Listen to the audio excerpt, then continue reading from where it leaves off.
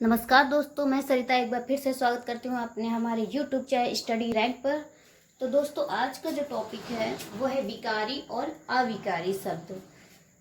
प्रयोग के आधार पर शब्द के भेद।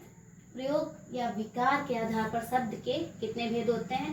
प्रयोग या फिर विकार के आधार पर शब्द के दो भेद होते हैं।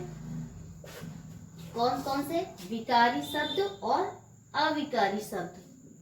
विकारी शब्द क्या होते हैं? जिनमें विकार उत्पन्न हो किसी कारणवश, जिनमें विकार उत्पन्न हो। तो किस वजह से विकार उत्पन्न होगा? जब किसी शब्द में ऐसे शब्द जिनमें लिंग, वचन, काल, कारक के कारण उनके रूप में परिवर्तन हो सके। क्या हो? लिंग, वचन, काल, कारक के कारण परिवर्तन संभव हो सके। ऐसे शब्द जिनमें लिंग, वचन, काल के वजह से क्या हो, उनके रूप में परिवर्तन हो। जैसे मैंने एक संज्ञा शब्द लिया लड़का। अब देखिए, लड़का है, अब लड़के का रूप परिवर्तन करना है। अगर इसका लिंग की वजह से रूप परिवर्तन करेंगे तो ये क्या हो जाएगा? लड़की बन जाएगा। अगर इसका वचन के हिसाब से परिवर्तन करें तो क्या हो जाएगा? लड़के हो जाएगा। तो ये परिवर्तन किस वजह से हो रहा है? लिंग की वजह से, वचन की वजह से, या कारक या काल। यानी ये लिंग, वचन, काल, कारक के कारण जो भी परिवर्तन होगा उसको कहेंगे विकारी शब्द। यानी परिवर्तन हो सके उसको कहेंगे विकारी शब्द। विकारी शब्द कितने होते हैं? विकारी शब्द 4 प्रकार के होते हैं: संज्ञा, सर्वनाम, क्रिया और विशेषण। विकारी कितने होते हैं? 4। संज्ञा शब्द जितने भी होंगे वो विकारी शब्द होंगे। सर्वनाम शब्द, क्रिया शब्द और विशेषण, ये जो होते हैं संज्ञा, सर्वनाम, क्रिया, विशेषण, ये 4 प्रकार के ये जो होते हैं ये क्या होते हैं? विकारी शब्द। इनके रूप में परिवर्तन हो जाएगा। जैसे मैंने एक संज्ञा शब्द लिया किताब, किताब शब्द लिया। अब देखिए, किताब का रूप परिवर्तन हो रहा है। किताब का अगर हम वचन में परिवर्तन करें तो क्या हो जाएगा? किताब का किताबें हो गया। ठीक है। इसी तरह सर्वनाम लिया मैंने वाह। अब वाह का वे हो सकता है उनको, उनकी, उनके।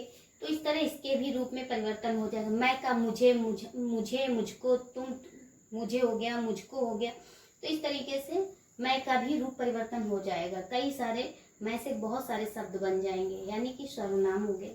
सर्वनाम क्या होते हैं? जो संज्ञा की जगह पे यूज किए जाते हैं वही तो सर्वनाम होते हैं। क्रिया, क्रिया क्या होता है? जो कार्य होता है वही क्रिया होता है।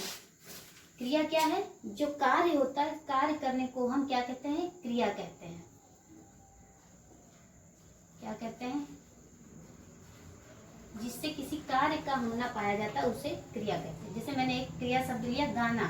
अब गाने के बहुत सारे रूप हो जाएंगे। गाना का गाती है, गाते हैं, गाएंगे। इस तरीके से बहुत सारे शब्द बन जाएंगे, यानी उनके रूप में परिवर्तन हो जाएगा।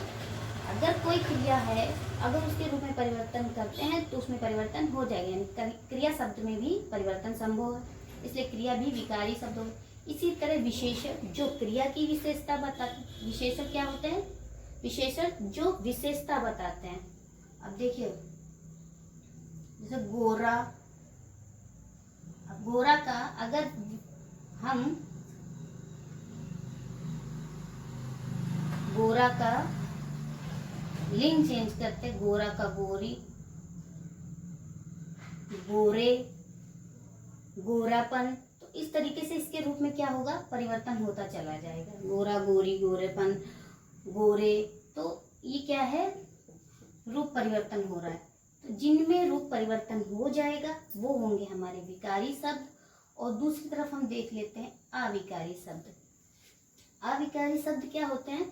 जिन शब्दों में लिंग, वचन, काल और कारक के कारण परिवर्तन संभव ना हो। क्या हो? परिवर्तन संभव ना हो। तो देखिए, क्रिया विशेषण जो होते हैं, और ये भी 4 प्रकार के होते हैं। क्रिया विशेषण, संबंध बोधक, विस्मय बोधक और समुच्चय बोधक। कितने प्रकार के होते हैं? 4 प्रकार के होते हैं। क्रिया विशेषण, संबंध बोधक, विस्मय बोधक और समुच्चय बोधक। एक और होता है हमारा निपात। इसको ज्यादा अब पूछा नहीं जाता है, वैसे तो 8 ही माने गए हैं।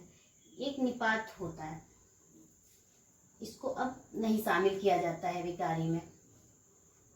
ठीक है, तो अभी हम ये देखते हैं समुच्चय बोधक। ठीक, अब देखिए क्रिया विशेषण, मैंने क्रिया विशेषण का एक उदाहरण लिया, तुम बाहर जाओ। अब देखिए ये जो विशेषण बता रहे हैं बाहर जाओ, तो बताइए क्या इस बाहर में कोई परिवर्तन हो सकता है? इस बाहर में बाहर का कुछ और रूप परिवर्तन हो सकता है? बाहर का कोई भी रूप परिवर्तन नहीं होगा।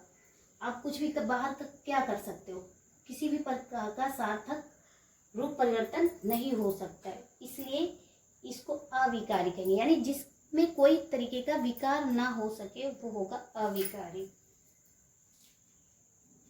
नेक्स्ट है संबंध बोधक। संबंध बोधक जो ये बताता है किसके बीच क्या संबंध है। तो देखिए मेज पर खड़े हो, अब मेज का संबंध खड़े होने से कर दिया गया, तो मेज पर खड़े हो। अब बताइए इसमें कोई परिवर्तन हो सकता है? मेज पर खड़े हो, कोई परिवर्तन हो सकता है? अब खड़े हो में तो किसी प्रकार का, मेज पर किसी तरीके का परिवर्तन नहीं हो सकता है, यानी इसमें भी परिवर्तन नहीं हो सकता। इसी तरह दूसरा देख लीजिए विस्मय बोधक। विस्मय बोधक क्या? अरे, हे राम, ओ हो, वाह, इस तरीके के जो शब्द होते हैं इनमें भी किसी प्रकार का परिवर्तन नहीं हो सकता, वो भी हमारे क्या होते हैं? विस्मय बोधक, इनमें भी परिवर्तन नहीं होता। इसी तरह समुच्चय बोधक।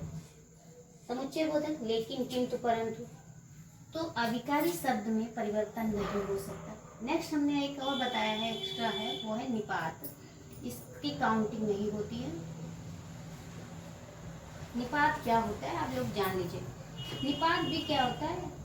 तो भी, मैं भी, अब तक, भर तक, जैसे कि मैंने एक उदाहरण है, तो भी, भर तक, और बहुत सारे शब्द हैं।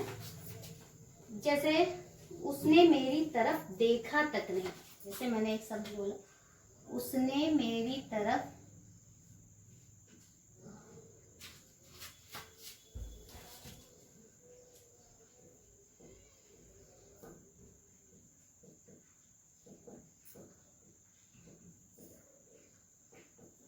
देखिए देखा तक नहीं, तो ये तक में किसी तरह का परिवर्तन नहीं होता है।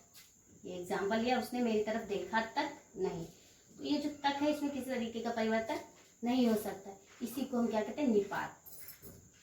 अगर अविकारी शब्द पूछे जाए कितने प्रकार के होते हैं, तो कितने प्रकार के होते हैं? वो 4 प्रकार के होते हैं, क्रिया विशेषण, संबंध बोधक, विस्मय बोधक, समुच्चय बोधक। तो दोस्तों आज का जो हमारा टॉपिक है वो यहीं पे समाप्त होता है। अगर आपको हमारा ये वीडियो पसंद आया है तो उसे लाइक कीजिए, शेयर कीजिए और सब्सक्राइब कीजिए तथा कमेंट करके हमें बताइए कि आपको हमारा ये वीडियो कैसा लगा। धन्यवाद।